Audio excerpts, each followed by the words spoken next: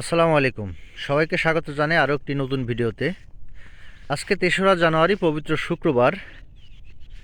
এখন বেলা ২:৩০ বাজে। আপনাদের রাজনৈতিক পরিস্থিতি নিয়ে দু একটি কথা আপনাদের সামনে বলতে চাই। সেটি হলো যে বাংলাদেশে বর্তমান রাজনৈতিক পরিস্থিতি মোটামুটি একটা স্থিতিশীল পর্যায়ে আছে।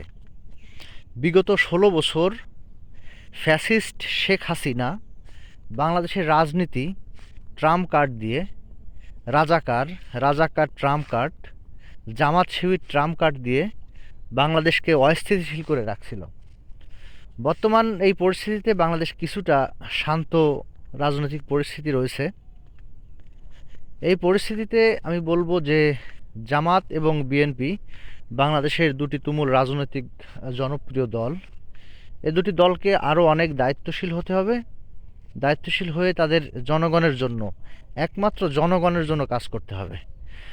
আওয়ামী লীগ বিগত ১৬ বছরে যে পরিমাণে টাকা লুটপাট করেছে, যে পরিমাণে পাচার করেছে বিদেশে টাকা, আপনারা যদি বাংলাদেশে থেকে যে পরিমাণে টাকা বিদেশে পাচার হয়েছে সেই টাকা যদি আপনারা ফিরিয়ে আনেন, বাংলাদেশ একটি উন্নত রাষ্ট্রে প্রতিষ্ঠিত হবে ইনশাল্লাহ। এবং তার পাশাপাশি বাংলাদেশ থেকে যেন আর কখনো একটি টাকাও যেন পাচার না হয়, সেদিকে আপনাদের সকলকে দায়িত্বশীল ভূমিকা পালন করতে হবে এবং রাজনৈতিক সহনশীলতা আপনারা বজায় রাখতে হবে, যাতে এই আওয়ামী ফ্যাসিস্ট স্বৈরাচার জীবনে কোনোদিন বাংলাদেশে পুনর্বাসন হতে না পারে, সেদিকে আপনাদের খেয়াল রাখতে হবে। ভালো থাকবেন, সুস্থ থাকবেন।